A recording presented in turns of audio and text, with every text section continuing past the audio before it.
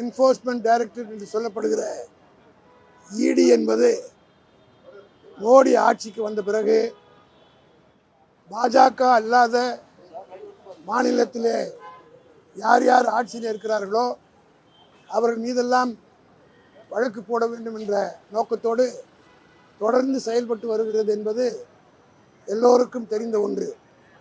தமிழ்நாட்டிலே தளபதி மு.க. ஸ்டாலினுடைய தலைமையில் நடைபெற்று கொண்டிருக்கிற ஆட்சி 2021 தொடர்ந்து மக்கள் மத்தியிலே செல்வாக்கோடும் நாளொரு மேனியும் பொழுதொரு வண்ணமும் மு.க. ஸ்டாலினுடைய செல்வாக்கு உயர்ந்து கொண்டிருப்பதையும், அதே நேரத்தில் 2021 பிறகு நடைபெற்ற அனைத்து தேர்தல்களிலும் திராவிட முன்னேற்ற கழகத்துடைய கூட்டணி மகத்தான வெற்றியை பெற்று வருவதை கண்டு தாங்கிக் கொள்ள முடியாமல் எப்படியாவது இந்த அரசுக்கு களங்கம் கற்பிக்க வேண்டும், இன்னும் தேர்தலுக்கு ஒரு 7-8 மாதம் இருக்கிற காரணத்தினால் இடியின் மூலமாக தமிழகத்திலே தொடர்ந்து பல காலமாக நிலுவையிலே பல வழக்குகள் டாஸ்மாகில் இருந்ததையும் மறந்துவிட்டு திமுகவின் மீது பழி சுமத்துகிற வகையில் பத்திரிகைகளை செய்து வருவதும், பாஜகவினுடைய தலைவர்கள்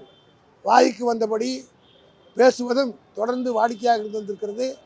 அதற்கெல்லாம் ஒரு சம்மட்டி அடி கொடுப்பதைப் போல இன்றைக்கு உச்சநீதிமன்றம் இதற்கு தடை விதித்திருப்பது தமிழக மக்களுடைய உணர்வுகளை பதித்து மட்டுமல்ல, ஈடியினுடைய அக்கப்போர்களுக்கு ஒரு முடிவும் கட்டியிருக்கிறது. ஆக இந்த தீர்ப்பை திராவிட முன்னேற்ற கழகம் வரவேற்கிறது. குறிப்பா முன்பாகவே சொல்லிருக்கீங்க, உள்நோக்கத்தோடு தான் இந்த போன்ற ரைடுகள்லாம் நடந்துட்டு இருக்கு அப்படின்னு சொல்லி. அப்படியான நிலையில ஒரு நீதிமன்றம் நிலைப்பாடு இருக்குன்னு அரசியல் நிலைப்பாடு நீதிமன்றமே தெரிவித்திருப்பது எப்படி பாருங்க? நாங்கள் எடுக்கிற ஒவ்வொரு முடிவும் நியாயமானது, நேர்மையானது என்பது அதுக்கு ஒரு அங்கீகாரம் நீதிமன்றத்தை கொடுத்த பிறகு, அது உச்ச நீதிமன்றமே கொடுத்துட்ட பிறகு வேற ஒரு அங்கீகாரமே தேவையில்லை. பல்வேறு மொத்த தீர்ப்பையும் நான் பார்க்கவில்லை. கடுமையான கண்டனம் கூட தெரிவித்திருப்பதாக சொல்லுகிறார்கள். ஆகவே இதற்கு பிறகாவது ஒன்றிய அரசு இடியை தவறாக பயன்படுத்துவதற்கு விட்டுவிட்டு அந்த அதிகாரிகள் எப்படிப்பட்டவர்கள் என்பதை நீங்கள்லாம் பார்க்கலாம்.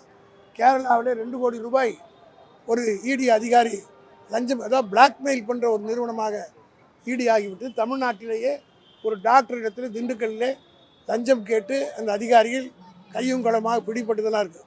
ஆக இடி என்பது பிளாக்மெயிலிங் ஆர்கனைசேஷன் மாதிரி இந்தியா பூரா செயல்படுவது தான் உச்சநீதிமன்றம் சுட்டிக்காட்டி.